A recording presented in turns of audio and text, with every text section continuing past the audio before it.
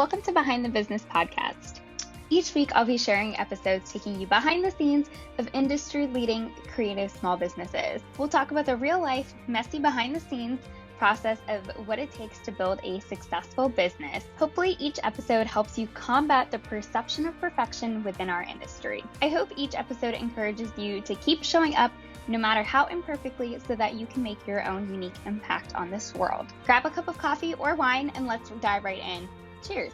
So today I am talking about 5 systems that I could not live without in my photography small business. So the 5 systems are: 1, having a startup and shutdown routine; 2, having a client management system for all of your client work and keeping track of all of your clients' details and shoots; 3 is having a monthly duty day to consolidate all those random business tasks that you need to get done at some point throughout the month. So my first system is my startup routine. So this is a very small routine that I do before I ever start diving into my work. So depending on the day and how much time I have, this flexes. So sometimes it's just like 15 to 20 minutes, sometimes I take 30 minutes, sometimes I take an hour. It kind of just depends on how I'm feeling. But this is just a way of getting my brain in the a headspace of okay, I'm sitting down to get my work done. So I actually focus my morning startup routine on more personal things, just because it feels nice to be able to put myself first before I give all of my energy and my time into my business, to my clients, to my students, and all that. So these are things that personally fill up my cup before I start pouring into my business. This also makes sure that I don't jump right into emails, which is a really bad habit that I've had, because that way, whenever I do that, I am just putting out fires, kind of responding to whatever's urgent, and then sometimes letting go of the really important tasks that I had on my plate for that day. So I actually save email as one of the last things that I do, and I'll cover that during the shutdown routine.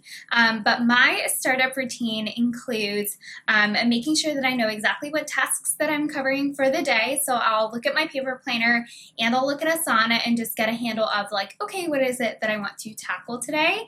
But before I even get to that part, I usually start my day with a cup of coffee and water. I love my coffee, and I will do a quick meditation or visualization. Jen Diaz is a wealth of knowledge about just those 2 things and a great resource for those. I personally use her visualizations. And then I will make sure that I journal and just process through some of my thoughts, and then do affirmations as well. These are things that I was really resistant to at first, but have actually really helped me reframe how I talk to myself within my brain throughout the whole day. And then from there, I'll get in a really quick workout, and then I will eat breakfast, shower, and get ready for the day. So this usually all happens before I touch my work. I have found that when I jump straight into work, I am really productive for the first hour or 2, and then I quickly burn out. But when I'm doing all of this upfront at the beginning of the day, it allows me to do my work while feeling really good throughout the entire rest of the day, and not hitting a 4 or 5 p.m. slump where I'm just I can't do anything else after that time. So that's a little bit about my startup routine. And so now a little bit about my shutdown routine. My shutdown routine is a little bit shorter, and it doesn't take me all that much time at all. I will usually make sure that my inbox is cleared out, or I'm aware of anything that I need to respond at a later point. If it's something that I will eventually get to, I'll just star it in Google and know that I have it saved to get back to. I will make sure I look over my to-do list and move any outstanding tasks to the next day. I'll also take a look at Asana and make sure that I've responded to any messages from my assistant in there, and then make sure my tasks are planned out for the next day and the upcoming week. I'll send out any email responses that haven't gone out yet. And I will also make sure that I go in and respond to any Instagram comments that have come in, any DMs that I have, and make sure that I'm interacting with people that I love following along with on Instagram too during this time. Something that's been new in my shutdown routine has been writing down one quick little small story or tidbit or anecdote that I can use in my story bank, and it's something that I can pull from whenever I need content in my business. So I'll just write down something funny that happened that day, or something that I thought of, or a quote that I really loved, and maybe what a lesson that I can glean from it is that would eventually tie back to one of my products or services. So this one's a little bit newer, but it's a really fun way to just kind of like think back on like your work day and your day so far and make sure that you're pulling out all of like the goodness from it. The last things that I will do are pause my inbox on Gmail. So I use an extension called Boomerang to be able to do this. And so it'll just pause so that I don't see any incoming emails in there until I unpause it the next morning.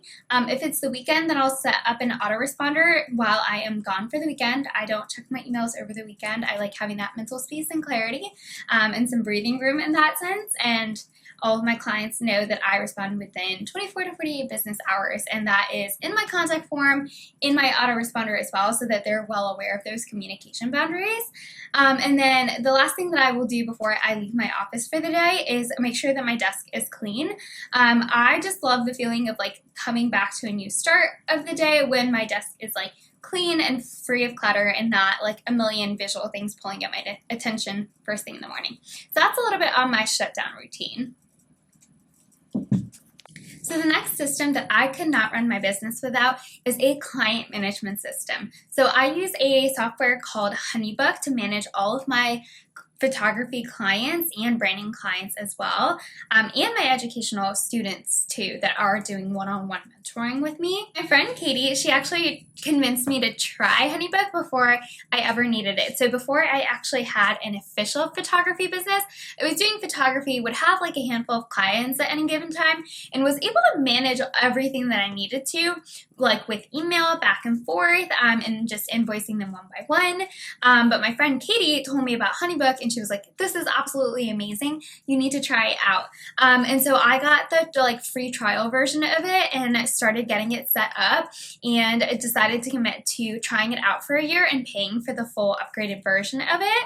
And I am so, so glad that I did, because as soon as I started putting in those systems in place, one, I had enough time to be able to put the systems in place before I was crazy busy. I was working a full-time job at that time, and so I had a handful of clients, and each time I had a client, I would just go in and kind of like update things as I went, just to get everything set up so that it wasn't like a super daunting task of like having all of HoneyBook to set up all at once. I kind of just started it with my first initial clients.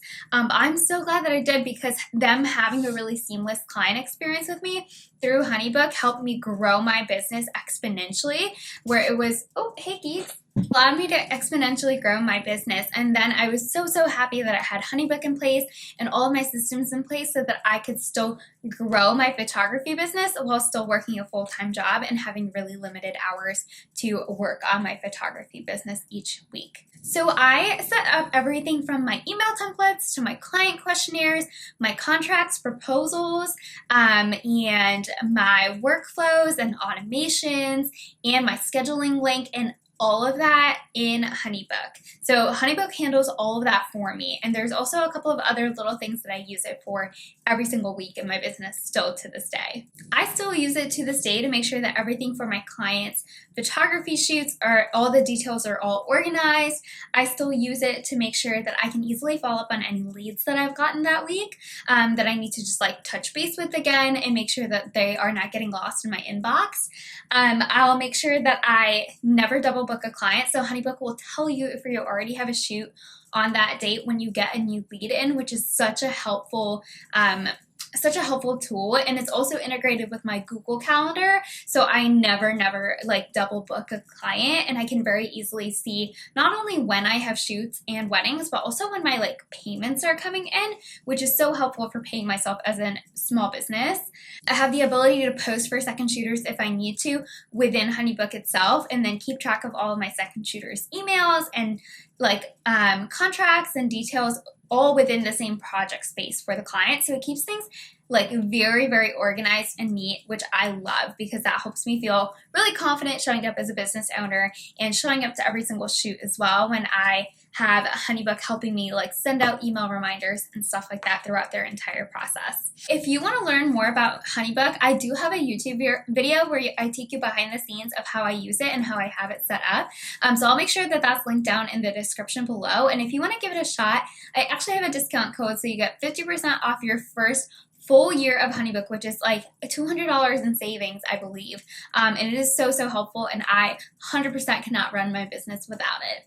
So moving on to system number 3. So I'm going to talk about my monthly duty day, which I kind of covered at the beginning.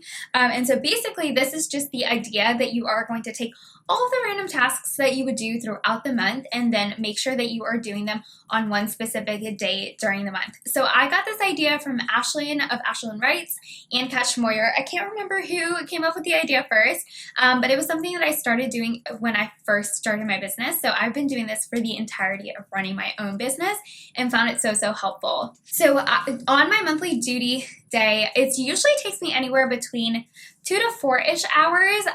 It's been getting shorter and shorter every time I just get used to doing all of the tasks at one time.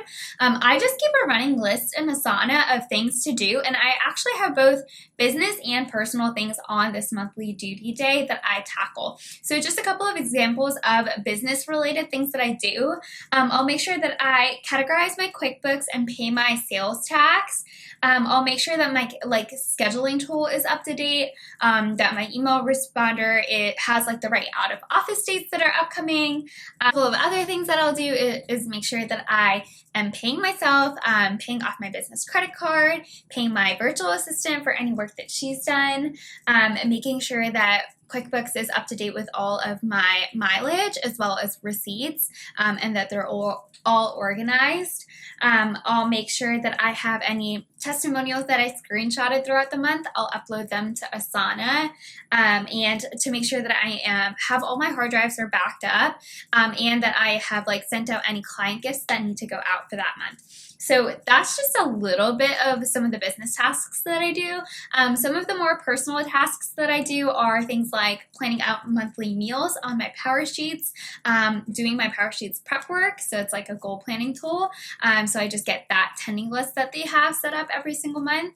I'll even make sure that we do things like wash our water bottles in the dishwasher, or throw our towels in the wash. And so even small little personal things like that, I just know that they're all taken care of, and I have a specific time to do them each month, so I'm not stressed out about them throughout the whole month, and nothing is slipping through the cracks. If you loved this episode, be sure to check out my free masterclass for photographers to help you book out your wedding photography business this upcoming year. I chat through 3 key tips that you can start implementing today to confidently raise your prices and book those dreamy clients. You can sign up at manaliphotography.com/class, CLASS. I'll see you inside.